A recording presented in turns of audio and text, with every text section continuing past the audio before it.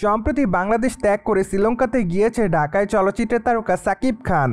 যদিও তার সঙ্গে অবশ্য আরও যেতে দেখা গিয়েছে অভিনেত্রী সাবিলা নূরকে।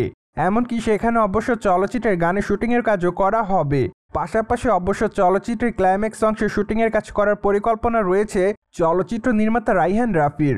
তাই তো বলাই বাহুল্য যে তাণ্ডব চলচ্চিত্রটিতে দর্শকরা বেশ কিছু ভালো লোকেশন পাবে। অন দ্য আদার হ্যান্ড, আপনারা সকলে জানেন যে তাণ্ডব চলচ্চিত্রের মাধ্যমে at the first time Shakib Khan এবং সাবিলা নূরকে অভিনয় করতে দেখা যাবে।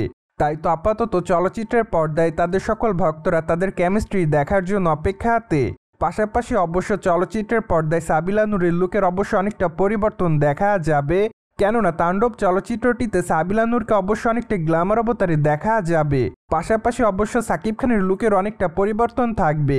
এমনকি চলচ্চিত্রটিতে অবশ্য তাকে ছোট চুলে অভিনয় করতে দেখা যাবে। পাশাপাশি চলচ্চিত্রের পর্দায় তাকে নতুন চরিত্রও দেখা যাবে। আর এজন্যই বর্তমানে চলচ্চিত্রটিকে কেন্দ্র করে দর্শকদের মধ্যে কৌতূহল বাড়ছে দিনের পর দিন। পাশাপাশি অবশ্য চলচ্চিত্রটিতে গুরুত্বপূর্ণ একটি চরিত্রে অভিনয় করতে দেখা যাবে জয়া হোসেনকে। যদিও বর্তমানে জানা যায় যে দুই বাংলার এই তারকাকে তাণ্ডব চলচ্চিত্রে একজন সাংবাদিকের চরিত্রে অভিনয় করতে দেখা যাবে। তাই তো ধারণা করা যাচ্ছে যে চলচ্চিত্রের পর্দায় তার চরিত্রটি খুব ইম্পর্টেন্ট থাকবে। এদিকে অবশ্য সম্প্রতি এক ঘনিষ্ঠ সূত্রের মাধ্যমে জানা যায় যে তাণ্ডব চলচ্চিত্রের প্রায় ৮০% কাজ শেষের দিকে। তাই তো একটানা ৭ দিন চলচ্চিত্রের কাজ করার মাধ্যমে চলচ্চিত্রের কাজটি শেষ করার পরিকল্পনা করেছে চলচ্চিত্রের নির্মাতা রায়হান রাফি। যদিও বিষয়টি নিয়ে এখনও আনুষ্ঠানিক তেমন কিছু বলেনি চলচ্চিত্রের নির্মাতা।